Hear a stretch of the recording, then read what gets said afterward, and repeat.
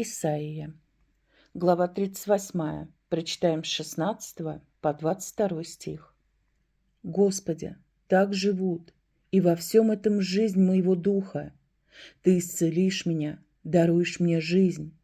Вот, во благо мне была сильная горесть, и Ты избавил душу мою от рва погибели, бросил все грехи мои за хребет свой.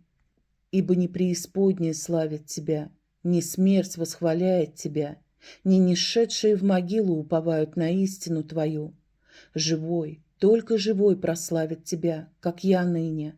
Отец возвестит детям истину Твою. Господь спасет меня, и мы во все дни жизни нашей со звуками струн моих будем воспевать песни в доме Господнем. И сказал Исаия: пусть принесут пласт смокв и обложат им нарыв, и он выздоровеет.